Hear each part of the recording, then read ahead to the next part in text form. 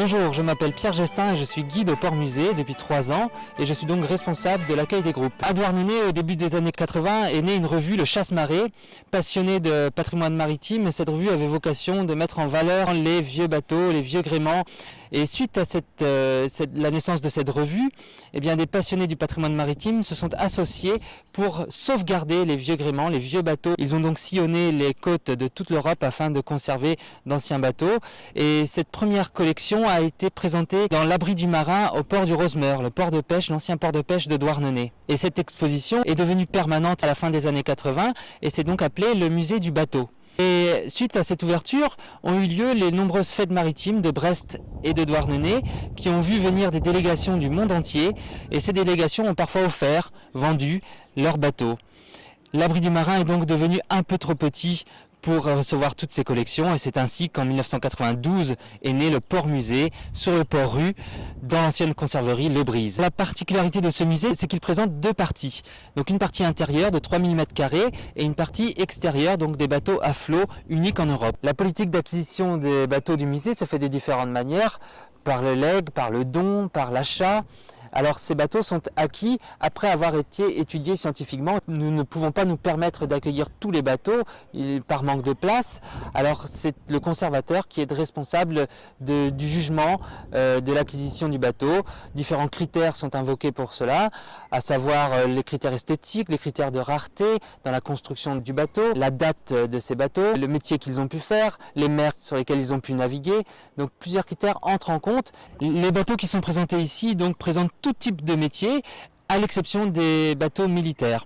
Nous avons donc des bateaux de pêche, des bateaux de transport de marchandises, des bateaux portuaires d'aide aux autres navires.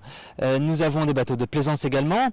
Alors les bateaux à flot sont au nombre de 7 et la plupart d'entre eux sont visitables. En fonction de l'acquisition du bateau, ils sont parfois présentés au public et parfois intégrés dans les réserves pour être restaurés ensuite. Une particularité qui n'est pas des moindres, nous avons dans l'équipe permanente des charpentiers de marine et ces charpentiers sont responsables de la restauration des bateaux et c'est un pôle très important puisque ce sont eux qui sont les garants d'un savoir-faire et les garants aussi de la conservation de monuments historiques. Il y a un menuisier, un peintre, un matelot, un responsable technique et tous sont donc affairés à ce que les bateaux soient en permanence ouverts au public. À l'intérieur du musée sont présentés une trentaine de bateaux, mais il faut savoir que nous avons également des réserves visitables et ces réserves accueillent près de 250 unités. Il fallait que je retienne un bateau, il s'agirait donc de Viviane, puisque Viviane est l'un des plus vieux bateaux du musée et il s'agit même du plus vieux bateau de plaisance français.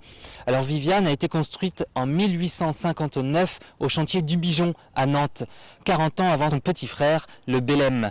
Alors Viviane est un bateau exceptionnel puisque c'est un bateau qui intègre la notion d'architecte naval. Là, pour la première fois, on écrit les plans pour construire un bateau fait pour gagner des courses. Nous avons à l'intérieur de notre musée donc 3000 m² d'exposition qui sont divisés en deux parties puisqu'il y a 1700 m² d'exposition permanente et il y a 1300 m² d'exposition temporaire.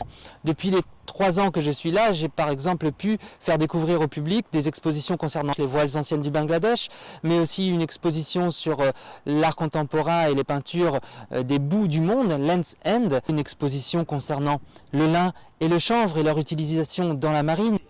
Enfin, l'exposition sur la tombe viking de l'île de Groix. Tous les étés, nous proposons des animations à nos visiteurs. Ce sont des anciens marins, des anciens forgerons qui viennent ici sur les estacades nous présenter leur métier et les visiteurs peuvent évidemment tester tous ces anciens métiers et anciennes traditions de marins.